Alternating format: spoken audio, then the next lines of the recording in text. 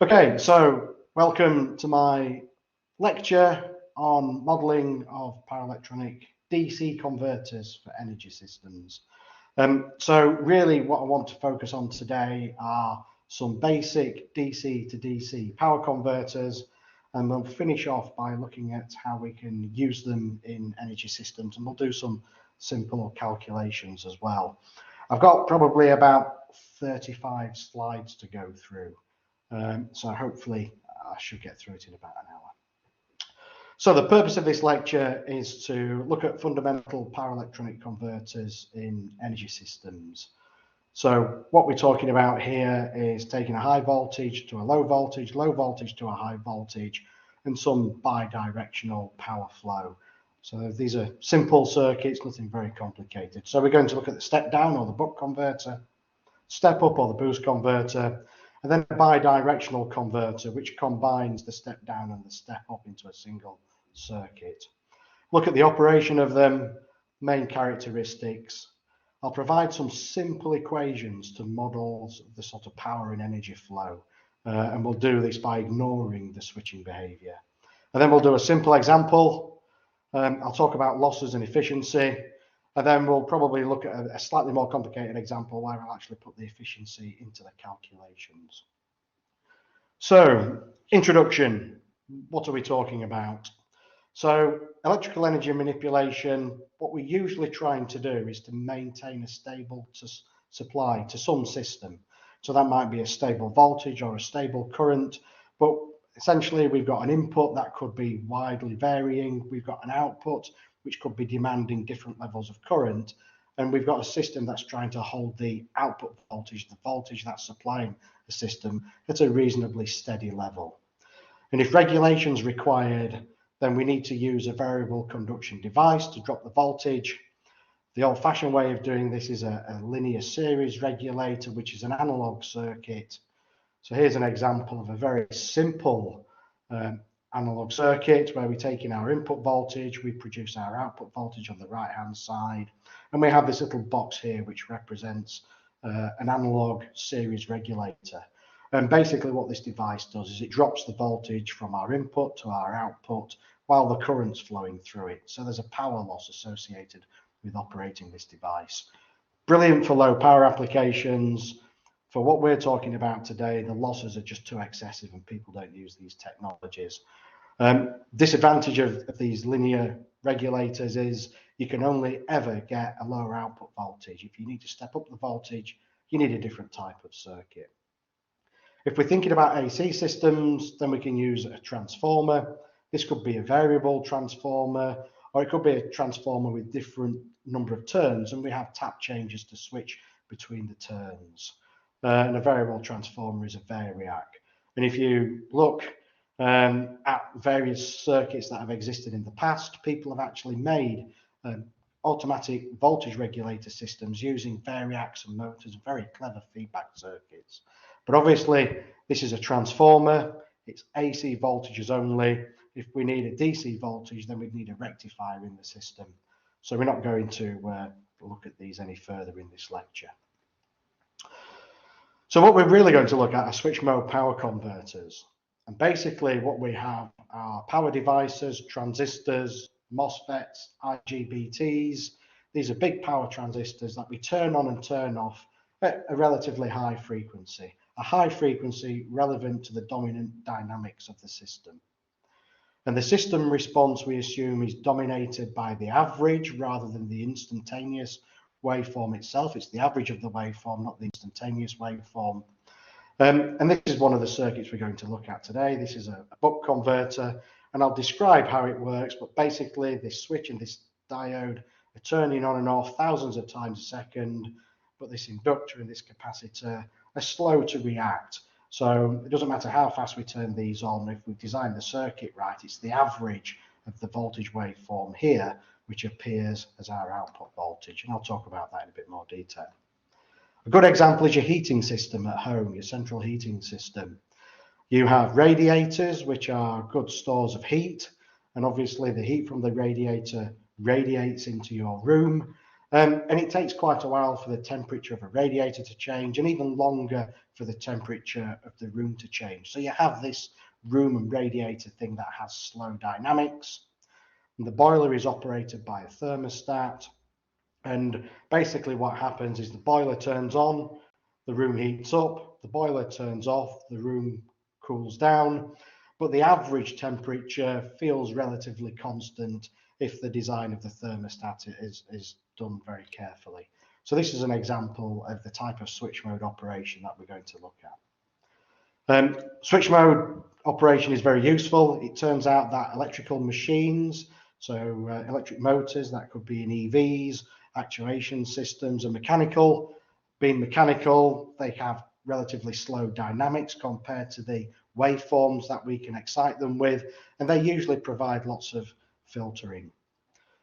For the power electronic converters, the voltage converters that we're going to look at in this lecture, it turns out that we need additional filtering components. So that's the purpose of this inductor and this capacitor, is to provide the filtering. The actual chopping up of our voltages occurs with these two devices here, as I'll describe in a moment. Okay, so the first converter we're going to look at is the step-down converter, often called the buck converter. A buck meaning $1 or 1, and this type of converter provides an output voltage ratio of less than 1. So the output voltage is always less than the input voltage. So here's the circuit diagram on the right-hand side. It's a non-isolated type of power converter, and what this basically means is that whatever voltage appears on our output is directly connected in some manner to our input voltage. And it takes a DC input voltage, VDC, showing it here highlighted in yellow, and the circuit operates to produce a lower output voltage, shown in red on the right-hand side. And for this circuit, we're assuming that the load is just a resistor, but it could be something a bit more advanced. So the output voltage is less than our input voltage. And the conversion process is typically at very, very high efficiency levels. We're talking efficiencies of 90% and above. So let's have a look at how this circuit operates. So it's a switch mode power supply. It incorporates power electronic devices. So it contains a switch and a diode. So the diode is a semiconductor device. The switch is also a semiconductor device. It could be a transistor, a MOSFET, or a more advanced type of transistor, but I'm just drawing it as a switch in this circuit because it's simpler to understand. And basically what happens is these two devices, the switch and the diode, chop our DC input voltage to produce a rectangular shaped voltage, and we'll call that voltage VA. So that's voltage VA. And you'll notice that voltage waveform VA is applied to this inductor, capacitor, low pass filter. So that voltage is applied to this inductor, capacitor, L meaning inductor, C meaning capacitor, low pass filter. And what a low pass filter does is it takes the average of our voltage waveform.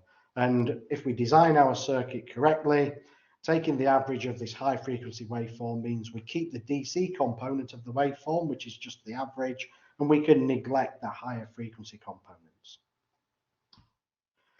So that means our output voltage, V out, there's V out, is the average of our chopper voltage waveform VA.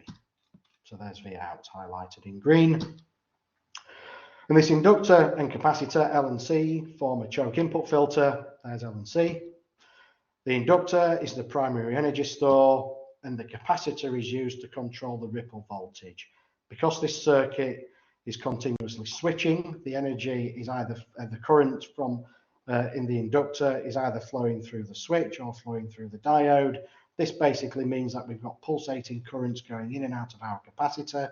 That means our output voltage has got some level of ripple superimposed on there. And we choose a value of the capacitor to control that ripple voltage. The output voltage itself is regulated by controlling the on time of the switch, here's the switch, to the off time of the switch. And in practice, we usually use something known as pulse width modulation, where the switch is turned on at regular intervals, but its conduction time T on, is varied. And if you were to add T on, the conduction time of the switch, and T off, which is usually the conduction time of the diode together, this would be the period of our pulse width modulation system. So what we have is a buck converter circuit which contains a switch and a diode, and what we usually do is redraw the circuit diagram so that only certain switching devices are conducting at any point in time. When we look at this particular circuit, we can see that it operates in either 2 or 3 modes per pulse width modulation cycle. And we're going to assume it's 2 modes to make the analysis a bit easier. So I'm going to define mode 1 as the time duration when the switch is turned on. And there's a bit of a shortcut to say the switch is turned on. I'm going to say that the switch has got a logic, and when it's turned on, the logic of that switch is at logic 1. When it's turned off, it's at logic 0. So during mode 1, what we have is the switch is turned on. If the switch is turned on, then we have voltage VDC, which is applied across this diode.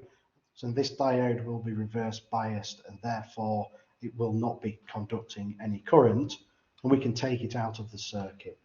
So now what we have is the circuit diagram of our buck converter operating when the switch is turned on and the diode is turned off. And what happens is current flows out of VDC through the switch, and then it goes through the inductor. Some of the current goes into the capacitor, some of the current goes into our load. And essentially what we're doing is we're transferring energy into this LC filter. We have an external control circuit, which is controlling the conduction time, the on time of the switch. And when that external control circuit says enough energy has been supplied to the circuit, it will turn off the switch. And when we do that, we go into mode 2. So the switch turns off. Here's the switch, it turns off. And because we have this inductor present in the circuit, inductors always want to have current flowing through them and resist any attempt to change the current flowing through them. If we turn this switch off, we've suddenly tried to break the circuit, the current path for the current going through this inductor. So what happens is this diode, which was turned off during mode 1, turns off during mode 2. So the switch turns off and the diode almost instantly turns on again. And then we now have a path for the current to circulate through our inductor. Some of it goes through the capacitor, some of it goes through the load, and they recombine at this point and circulate through the diode. And what happens when we've got these 2 operating modes during mode 1? When the switch is turned on and the diode is turned off, we have a positive voltage applied across our inductor. And a positive voltage applied across the inductor means we've got an increase in current flowing through that inductor. So we're charging that inductor with energy. When we move into mode 2, the switch turns off, the diode's conducting, and the voltage across the inductor is now reversed. It's in the negative polarity compared to the previous mode. And that basically means the current through the inductor is now decaying. So this slide kind of takes that description and shows it in terms of the different waveforms. The upper waveform is the pulse width modulator. So we've got the sawtooth and we've got the reference signal. The second waveform is voltage VA and our output voltage. And if you look carefully, you might be able to see this output voltage has got a little wiggle associated with it. The waveform below that is the instantaneous inductor current, IL, and the load current, I out. And then the final waveform, the fourth waveform, is the specified output voltage, which is 100 volts in this case. And then the actual output voltage, which has got this ripple voltage superimposed onto it. So we can see from our waveform that we have this sort of triangular or sawtooth shape. This is the carrier or reference waveform for our pulse width modulator. And we assume it starts from a value of 0 and goes all the way up to a maximum value of 1. And the period of this particular pulse width modulator is about 20 microseconds, which I think is 50 kilohertz. And what basically happens is our pulse width modulator reference signal, the sawtooth waveform, is compared to this reference waveform here. This reference waveform is our duty ratio, or our demand.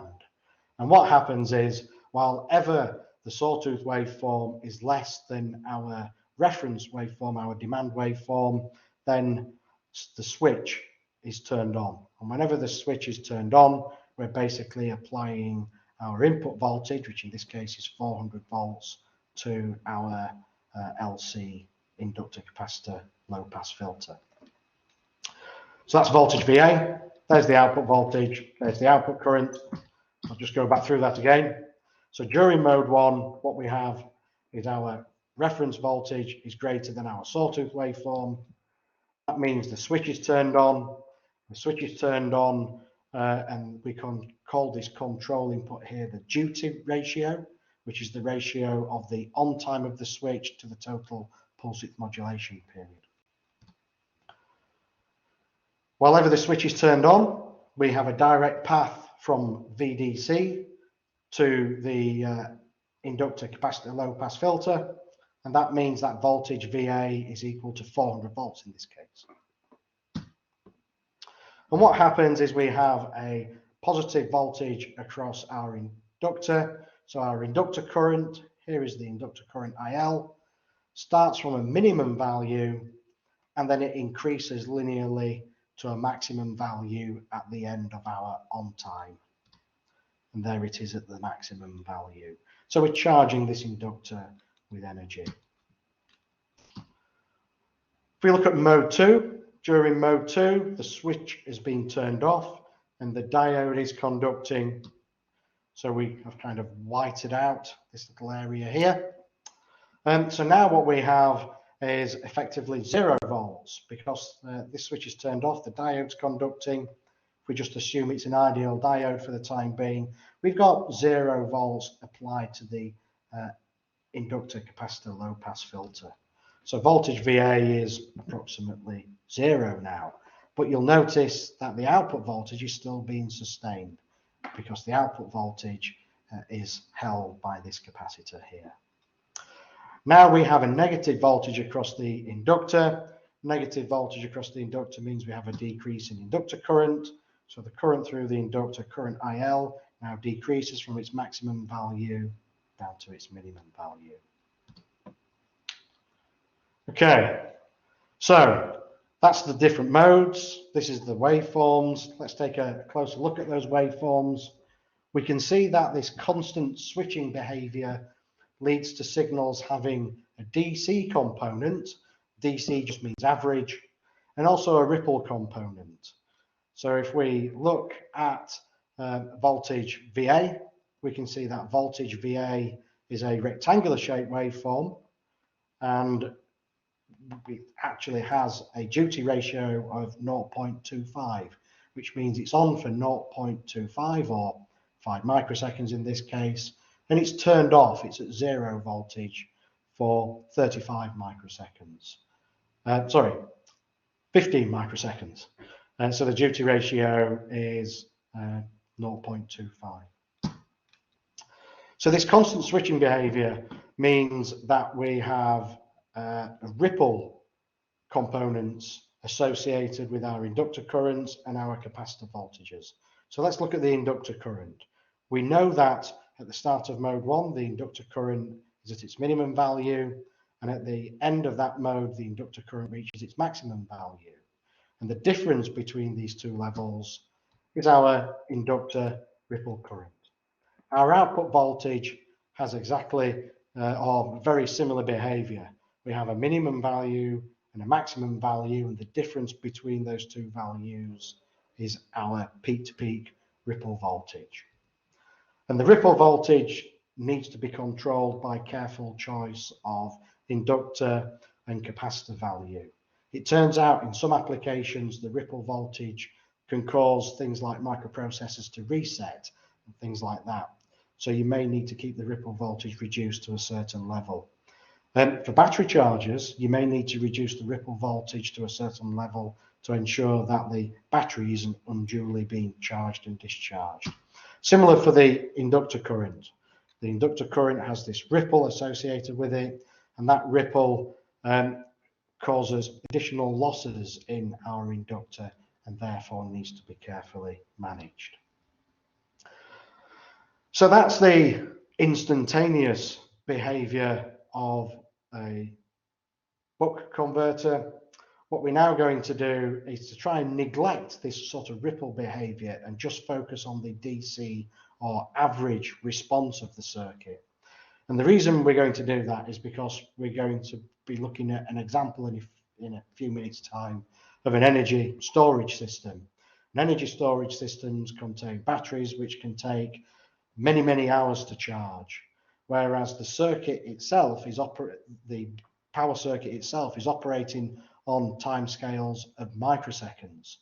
To simulate something in the timescales of microseconds means you need a simulator that's running probably with a time step in the nanoseconds. So to run a simulator to simulate charging a battery with a time step in the nanoseconds means it's going to take a long time to do an energy system simulation. And it's not really necessary. Because we're only interested in the average behavior, we can neglect some of the switching events and just consider the average behavior. So let's look at an average model for the buck converter. So it turns out that the output voltage is controlled by the duty ratio. The duty ratio, I'm going to give the symbol delta, and it's the ratio of the on time, the conduction time of the switch, here's the switch, to the total pulse width modulation period.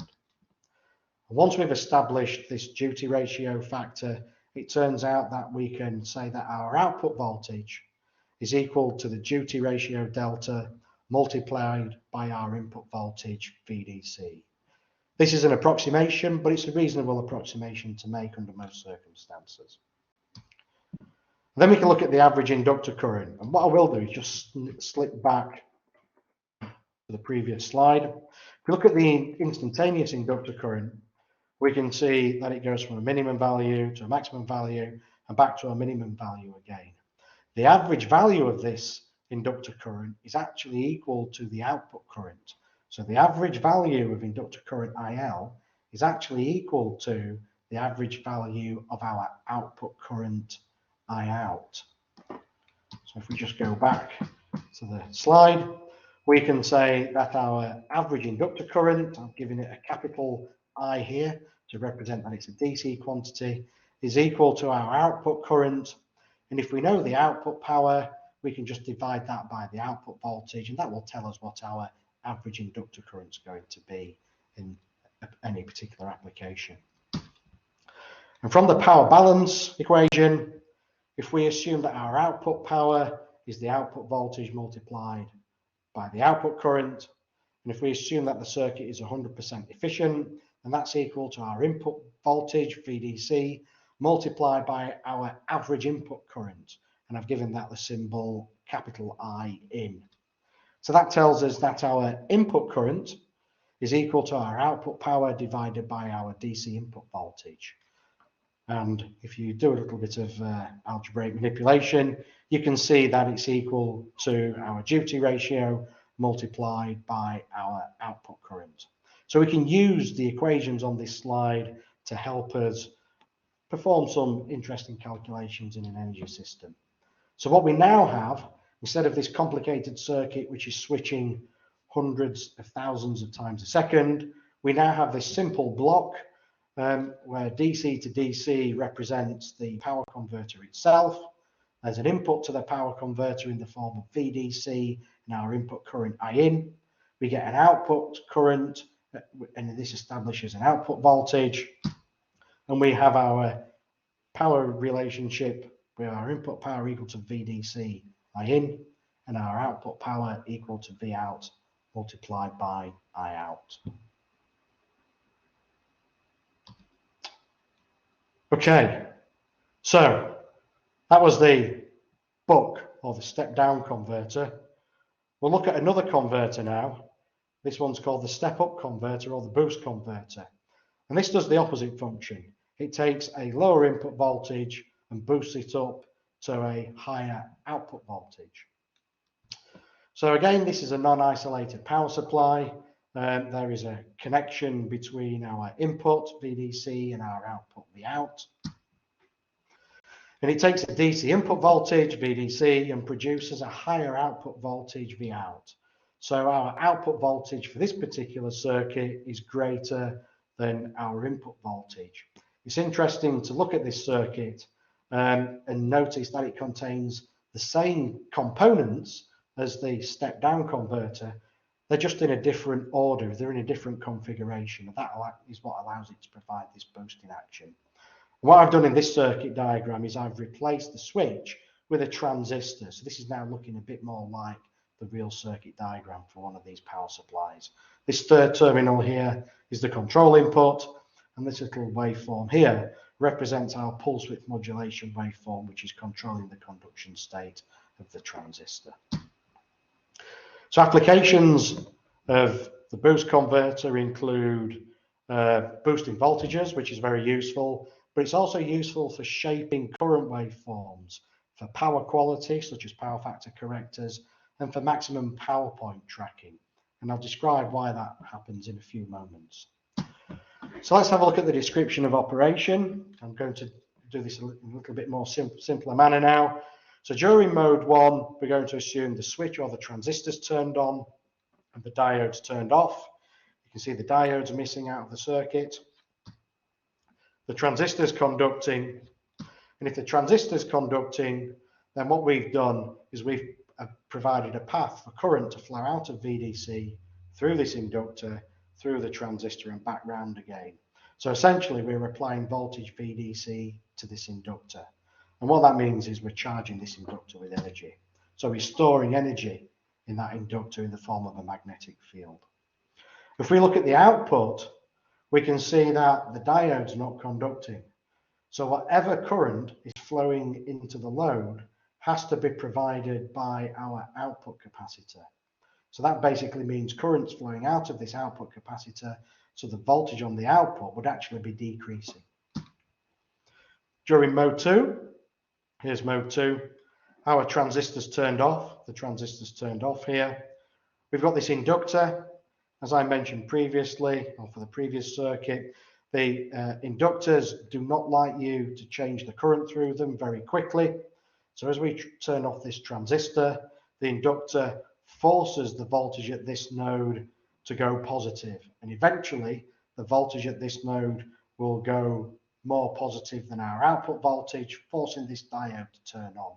And when the diode turns on, we've then got a path for the current to flow out of VDC, through the inductor, through the diode, and then some of the current flows into the capacitor, some of the current flows into our load resistor RL.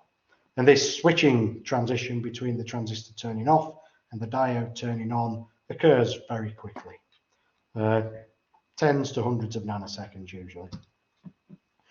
As the transistor turns off, inductive action forces the diode into conduction.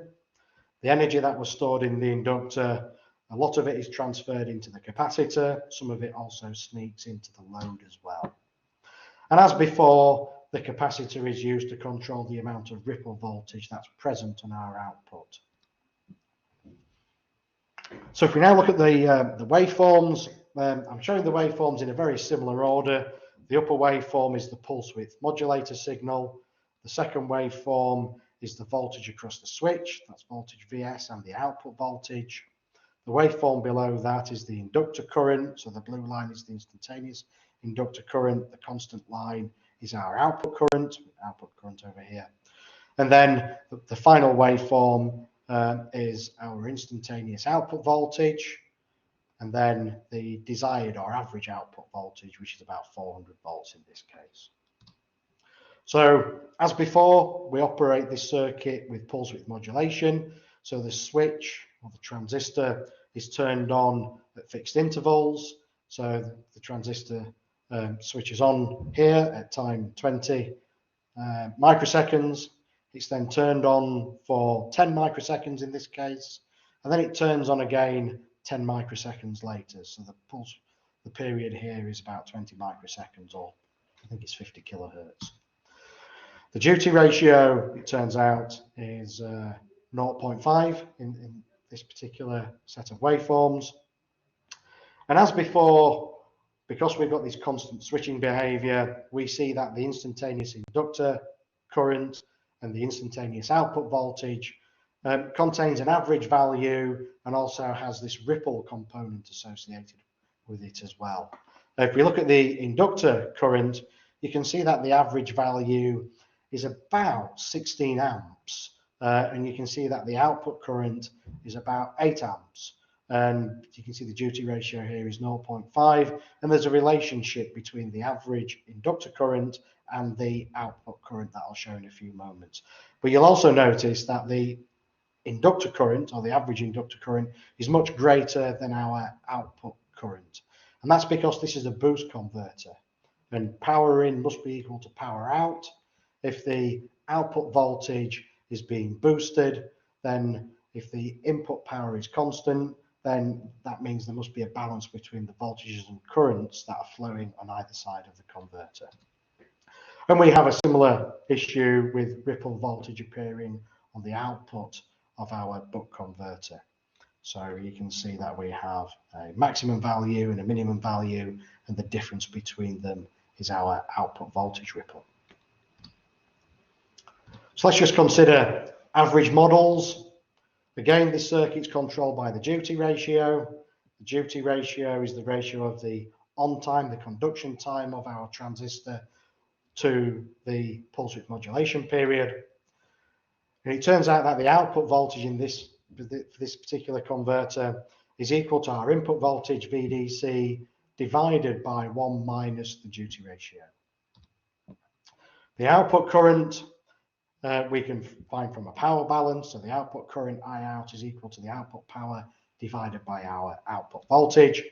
And from a power balance, we can see that our output power is equal to our input power, which tells us that our input current is equal to the output current divided by 1 minus the duty ratio. So again, if we know what our input parameters are, and we know what our output parameters are, we can determine the duty.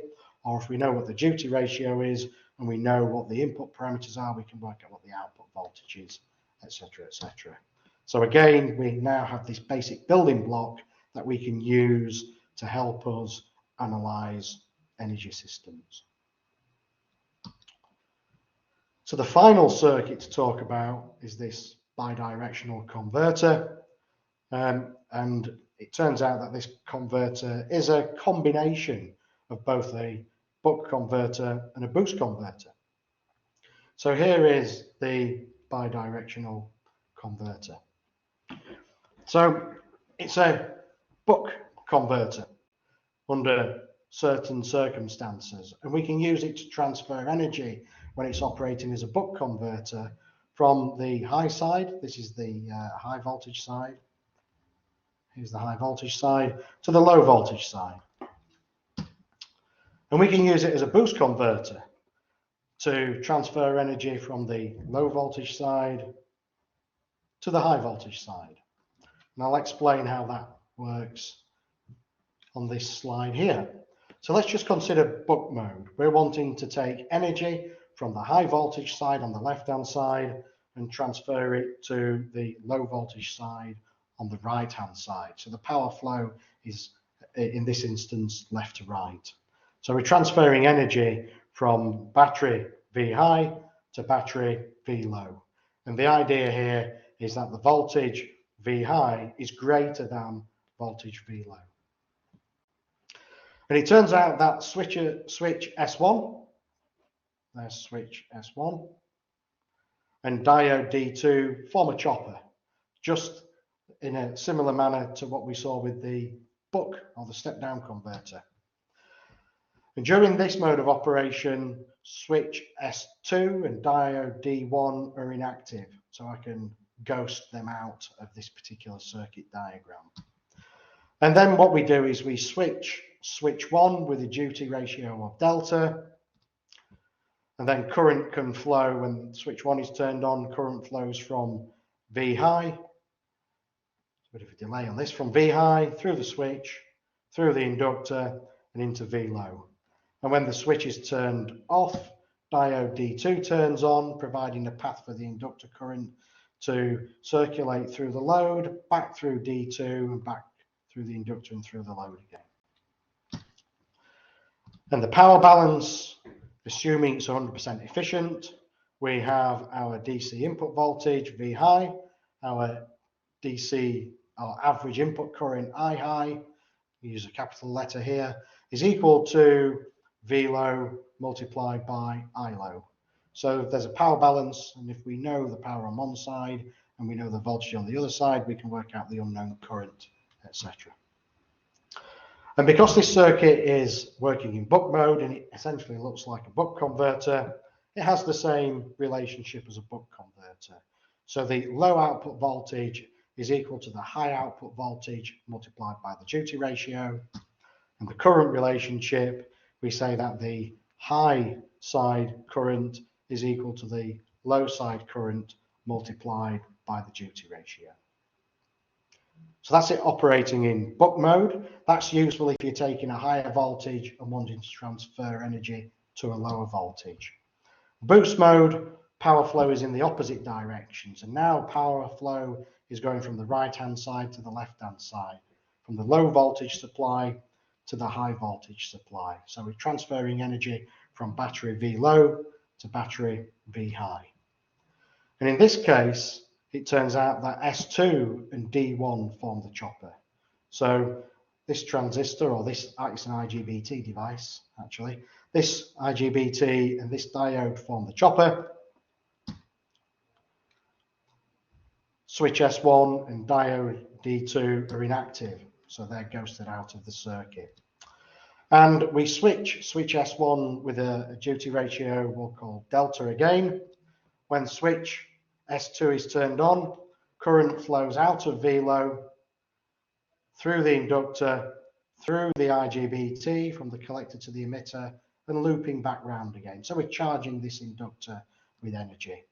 And when we turn the switching device off, diode D1 automatically starts to conduct, and the inductor current now flows out of V low through the inductor, and the current flows into the high side battery. And as before, the power balance, high power is equal to low power, and the voltage relationship V high is now the output, is equal to V low, which is the input, multiplied by 1 minus delta, and the current relationship is the same. I believe someone might have popped a message in there. Is that right? Yes, sorry, it was just me, Martin. I need to get going. Okay. But thank you. Okay, no problem. Thank you, Seb. See you later. Bye. Bye. Okay. So, for those of you that are still with me, we can now look at an energy system modeling example. So this is the sort of circuit we're going to look at now, or the type of system we're going to look at. So we're looking at a PV powered electric vehicle charger station. And what we have is a PV panel on the left hand side, which we'll consider as an input for this example. And the PV panel has got a voltage VPV and a current IPV. And we have this boost converter here. So this DC to DC converter is a boost converter, and it operates with a duty ratio that I've called delta 3. The output of this DC to DC converter is connected to this voltage bus, and there's a big capacitor here helping to hold the bus voltage to a relatively constant level, and we'll call that voltage V bus. There it is as V bus. Then we have electric vehicle 1, that's this source on the right hand side, and electric vehicle 1 has a voltage VEV1 and a current IEV1. And this is a bidirectional converter operating in boost, and the duty ratio for this I'll call delta 1. Then we have electric vehicle 2, and we'll call this the output terminal. And electric vehicle 2 has got a voltage EV2. There's EV2. Current IEV2 and the bidirectional DC to DC converter is operating in buck mode, and it's operating with a duty which we'll call delta 2. There it is, delta 2. Okay, so we're going to assume that our PV panel is providing a voltage of 200 volts. That's at a power level of 3 kilowatts. Our electric vehicle battery EV1 for EV1 has a voltage of 320 volts and is providing a power of 1 kilowatt. And what we're wanting to do is to charge EV2, the battery in EV2, at a power of 4 kilowatts, and the battery voltage at this moment in time is 270 volts. So if this was an exam question, it would be, what are the converter currents I1, I2 and I3? So we have these DC to DC converters that are connected to the various energy sources. These DC to DC converters have an input current and they have an output current. So we need to determine the values for these currents. And if the DC to DC converter is operating, then it must be matching voltages between the input and output. So for example, this PV panel here is at 200 volts. Our bus voltage is at 400 volts. So what is the duty ratio for this buck converter, or for converter number 3? What value do we need to determine for delta 3? So we're going to do that as well. There we go. So let's go through and let's concentrate on the currents first of all, because they're relatively straightforward to calculate. And we're going to use the power equation, and we're going to assume that the system is 100% efficient. We'll look at inefficiencies in a few moments. So if we take 3 kilowatts, 3,000 watts, and divide it by 200 volts, that provides us with our PV current. So IPV is equal to 3,000 divided by 200, which should be 15 amps. So that's calculation number 1, highlighted by this little number 1 circle here. Okay. If we know our input current, and we know our input voltage, and we know our output voltage, then we should be able to work out the duty ratio and various other things. And it turns out that current I3, the output current of this boost converter, is actually 7.5 amps. If we look at the battery for EV1, if we take 1 kilowatt or 1,000 watts power, divide it by 320 volts, we can see that the EV battery is providing a current of 3.13 amps. So that's just power divided by voltage to get the current. And if we go through the duty ratio calculation, we can determine that our current flowing out of this DC to DC converter, current I1, is equal to 2.5 amps. And if we look carefully now, we can see that current I3 combines with current I1 to become current I2. So we're expecting current I2 to be equal to probably 10 amps, I think that is, something like that. There we go. And then we can do a calculation and work out what our EV2 battery current is going to be. 4 kilowatts divided by 270 volts is 14.81 amps. And that gives us the 10 amps that we were expecting to see. If we look at the duty ratios, we can calculate the duty ratios now. The duty ratio for the buck converter, we have the voltage relationship, the output voltage is equal to the duty ratio multiplied by the input voltage. For the boost converter, we have the output voltage is equal to the input voltage divided by 1 minus the duty ratio. So we can use these to help us calculate the duty ratios delta 1, delta 2, and delta 3. Delta 3 is the easiest one to work out. We're going from 200 volts to 400 volts, so we need a gain of 2. 2 times 200 will make 400. In order to give us a gain of 2, we need the denominator here to be equal to 0.5. To do that, if we make the duty ratio delta equal to 0.5, 1 minus 0.5 is 0.5. 1 divided by 0.5 is 2. 2 times 200 is 400. That's how to work out delta 3. Okay, it's kind of a similar process to work out delta 1 as well. If we know what our output voltage is, 400 volts, and we know what our input voltage is, 320 volts, we can work out the duty ratio for delta 1. And we can do the same for delta 3. And what we're doing here is we're taking 400 volts.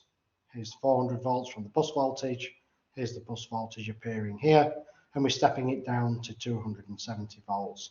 And as we do that, that tells us that the duty ratio for the converter is equal to 0.675. Okay, we're nearly done. All I want to do now is talk a little bit about losses and efficiencies, and then just have a look at to see how it affects our little case study, our little example. So, losses. Switching devices always possess a non-zero voltage when they are conducting. So when a diode turns on, it's got a forward voltage drop of 0.7 volts.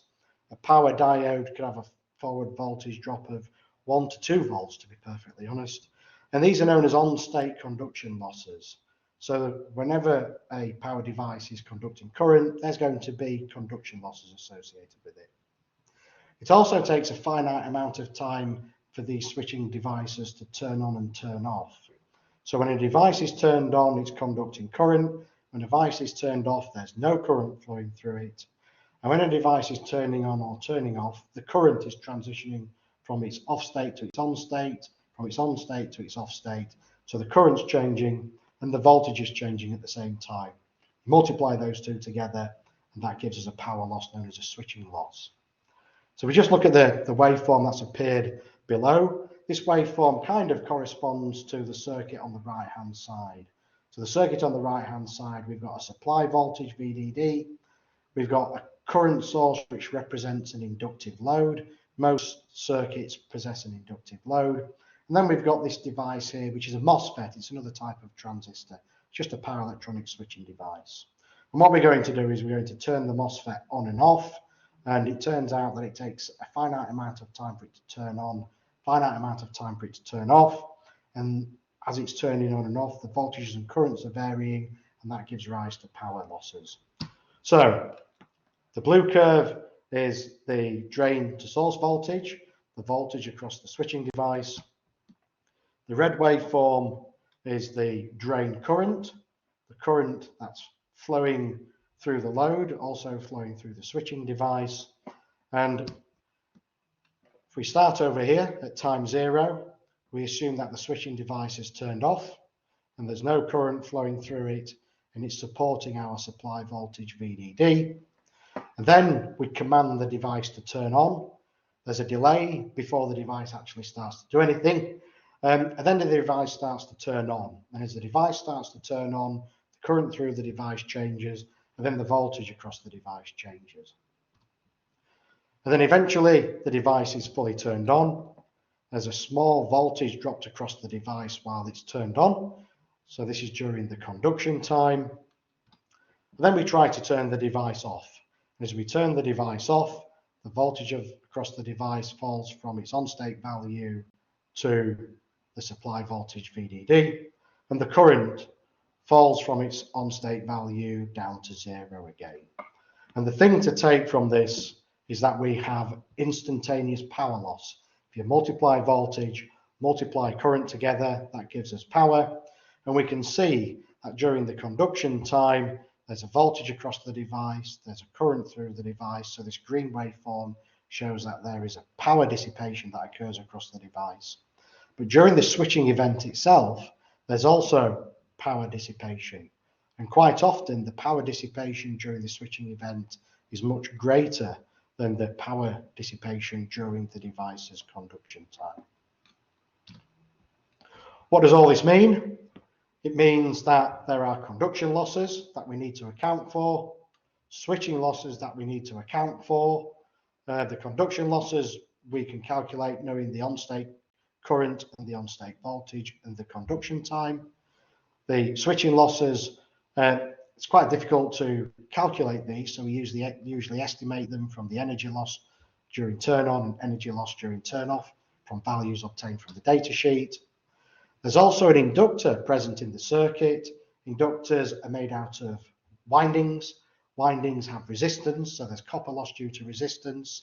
And most inductors have got a ferrite core or some sort of iron core, changing the magnetic field in that core, and that gives rise to iron losses.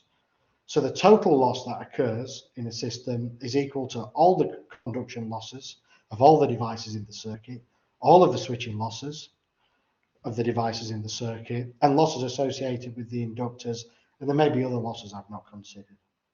So now our power equation becomes the input power is equal to the output power plus the losses. And that means that our efficiency is now equal to the output power divided by the input power, which is equal to the output power divided by the output power plus the losses. Okay, losses are really quite important. Whenever you've got a loss, you've got power being dissipated. Wherever power is being dissipated, you've got a temperature rise problem. Something is getting hot. If it gets too hot, it stops working correctly, it could set on fire. So calculating losses is very important, not just to understand the efficiency of your system, but to control temperatures and to ensure you've got adequate heat sinking. The other thing losses do is they affect the conversion ratio. So I'd mentioned this idealized duty ratio calculation. In practice, it's a bit more complicated. So this is an equivalent circuit accounting for losses inside a buck converter. So we've got a loss associated with the switch, a loss associated with the diode. There would also be a loss associated with the inductor, but it's missing off here.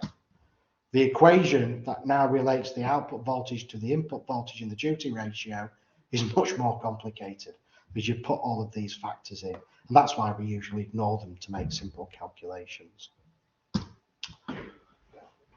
Okay, final slide, I think. What do all these losses mean for our example, for our PV powered EV charging station? So we're going to assume that our converter efficiency, which is the output power divided by the input power, is 90%. So that means we can calculate the output power if we know the input power just from the efficiency, or we can calculate the input power if we know the output power and also the efficiency. And what I'm going to assume here is that we're still wanting to charge battery for EV2 at 270 volts and at 4 kilowatts. The question becomes, what happens to all the other inputs and the converter currents as we try to maintain this type of power level? And I'm going to ignore the duty ratio calculation. I'm just going to concentrate on power calculations. So the first thing we can do is work out what our output current's going to be from this, the input current's going to be to this DC to DC converter. So we've got 11.48 amps flowing into battery EV2. That's going through this converter. We want to know what the current going into the converter is going to be. We know that our bus voltage is 400 volts. We know the power is 4 kilowatts. We know the efficiency of this converter is 90%. So if we take 4 kilowatts and divide it by that 90%, that's going to give us it's going to give us a loss of 440 watts, which means we've got an input power of 4,444 watts. If we take 4,444, divide it by 400 volts, that's going to give us our current here. What appeared then? Okay, so the power loss in this converter is 444 watts. I'm going to make an assumption now. I'm going to go with the same kind of design that we did last time. So with our previous design, we had 3 kilowatts here, 4 kilowatts here, and those two combined, sorry, 3 kilowatts here, 1 kilowatt here, those two combined to give us 4 kilowatts in total. I'm going to keep the ratio the same. So I'm going to take this current, which is 11.1 amps, and I'm going to divide it by 4 and then multiply it by 3, and that's going to be the contribution from the PV side. And I'm going to take this current I3, divide it by 4, and that's going to be the contribution from electric vehicle 1, EV1. So if I take 11.1 and divide it by 4, that's going to give me 2.78 amps. I now know current I1 is 2.78 amps. If I take 2.78 amps and multiply it by 400 volts, that's going to give me the power level on the output of this converter. And that power level is 1.11 kilowatts. We know this converter is operating with an efficiency of 90%. So we can now calculate the new power level. So that's going to be 1.1 kilowatts divided by 0.9, which is about 1.23 kilowatts. So now we've got 1.23 kilowatts being provided at 320 volts. If we divide 1.23 kilowatts by 320 volts, that should give us a new current for electric vehicle 1. So that gives us a current of 3.84 amps. And the losses associated with this converter are 123 watts. We can do a similar process now for the PV converter. So we take our current 11.1, divide it by 4, then multiply it by 3. That gives us 8.33 amps. That's the contribution from this converter to current I3. We now got 8.33 amps at 400 volts. Multiply those two together. That tells us that we have a power of 3.3 kilowatts. That 3.3 kilowatts is being provided by this power converter. This power converter has an efficiency of 90%. 3.33 divided by 0.9 becomes 3.7 kilowatts. Now we know 3.7 kilowatts, we can divide it by 200 volts, and that tells us that the current provided by the PV panel is 18.5 amps. And the total losses in this converter are 370 watts. So we can determine the system efficiency. The system efficiency is 4,000 divided by 4,000 plus all the losses, which is 370 watts, 444 watts, 123 watts, and that gives us an efficiency of 81%. Now that's not a surprise actually.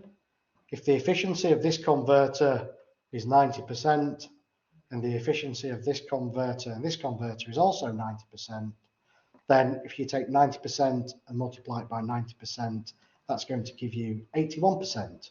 So that's where this efficiency values come from. So to summarize, we've discussed the characteristics of fundamental power electronic converters in DC energy systems. We've applied a simple average behavior equations to analyze DC power flow. We've seen how converter efficiency affects overall system efficiency. And we've also had a little discussion about how it affects the input to output voltage conversion ratio as well. And in reality, efficiency varies throughout the entire operating range. So if you're trying to use this sort of approach, it may be necessary to iterate a solution until you get conversion, because it turns out that efficiency can vary with power level. And obviously, if you're trying to calculate the efficiency associated with a particular power level, those may change until your simulation converges. The other thing to remember is I've used some very simple converters here to describe energy system modeling. There are much more advanced converters out there that provide all sorts of interesting things. There's things known as dual active bridges and CLLC resonant converters. And these are types of converter circuits that contain two full bridge circuits and transformers in them. Transformers provide isolation. They also provide step up and step down conversion ratios, and they are quite often useful trying to match energy requirements and things like that.